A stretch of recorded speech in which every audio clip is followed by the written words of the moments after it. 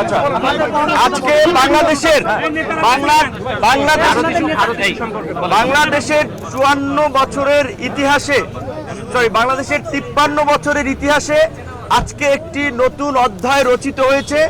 বাংলাদেশের স্বার্থে জাতীয় ঐক্য এবং সংহতি প্রতিষ্ঠার লক্ষ্যে একটি সর্বদলীয় সভা এই অন্তর্বর্তীকালীন সরকার বাংলাদেশের ইতিহাসে করেছে। এর আগে কোনো সরকার এটি করতে পারে নাই। সেজন্য আমরা প্রথমত তাদেরকে ধন্যবাদ জানিয়েছি। দ্বিতীয়ত, বাংলাদেশের বিরুদ্ধে আমাদের প্রতিবেশী রাষ্ট্র ভারতের মিডিয়ায় যে একটি সংঘবদ্ধ অপপ্রচার এবং প্রোপাগান্ডা আমরা দেখতে পাচ্ছি, এটি মোকাবেলায় বাংলাদেশের জনগণ, বাংলাদেশের গণমাধ্যম এবং বাংলাদেশের ডায়াসপোরা কমিউনিটি যারা বিভিন্ন দেশে ছড়িয়ে আছে এবং আমাদের আন্তর্জাতিক গণমাধ্যম সহ বিভিন্ন খ্যাতনামা প্রতিষ্ঠানে যারা কর্মরত, তাদেরকে নিয়ে সোশ্যাল মিডিয়া, মেইন স্ট্রিম মিডিয়ায় এই অপপ্রচার এবং প্রোপাগান্ডার বিরুদ্ধে একটা সঠিক ক্যাম্পেইন করার জন্য আলোচনা হয়েছে।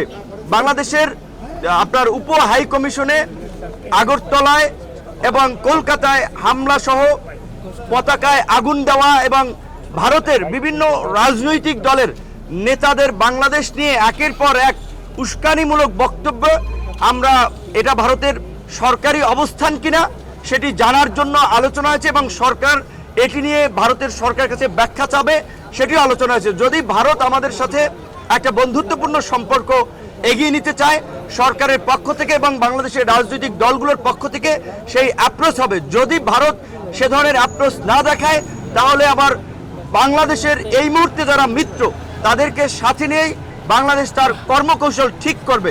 বিশেষ করে আজকে এই পরিস্থিতিতে যে জাতীয় ঐক্য এবং সংহতি প্রতিষ্ঠায় আজকের যে সভা, আমরা মনে করি বাংলাদেশের সামনে এ ধরনের আরও নতুন নতুন চ্যালেঞ্জ আসবে।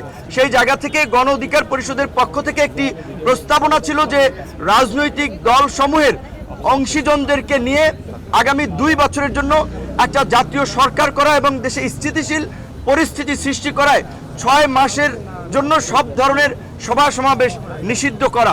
এবং একই সাথে আজকে যেহেতু বাংলাদেশের বিভিন্ন রাজনৈতিক দল সমূহ একত্রিত হয়েছে এবং দেশের স্বার্থে এক এবং অভিন্নভাবে তারা কাজ করবে, তারই প্রতিফলন হিসেবে অল্প সময়ের মধ্যে জাতীয়ভাবে একটি সমন্বিত কর্মসূচি, সেটা হতে পারে জাতীয় পতাকা এবং সাথে শান্তির পতাকা, সাদা পতাকা নিয়ে কিংবা যে কোনো ধরনের কর্মসূচি, সেই সিদ্ধান্তটা সরকারের পক্ষ থেকে জানাবে, যেটি সরকার এবং রাজনৈতিক দল, জনগণ সকলে পালন করার মধ্যে দিয়ে বাংলাদেশের বর্তমান যে জাতীয় ঐক্য এবং সংহতি প্রতিষ্ঠিত হয়েছে, আমাদের বিরুদ্ধে যারাই অপপ্রচার প্রোপাগান্ডা চালাচ্ছে কিংবা বাংলাদেশকে যারা ব্যর্থ অকার্যকর করার জন্য অপতৎপরতা চালিয়ে যাচ্ছে, তাদের বিরুদ্ধে যে বাংলাদেশ এবং বাংলাদেশের জনগণ এক, সেটি জানান দেওয়ার জন্যই একটা অভিন্ন সমন্বিত কর্মসূচি পালনের সিদ্ধান্ত হয়েছে। ধন্যবাদ।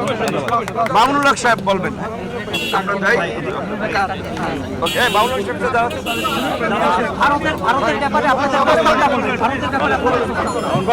আপনাদের অবস্থানটা বলেন।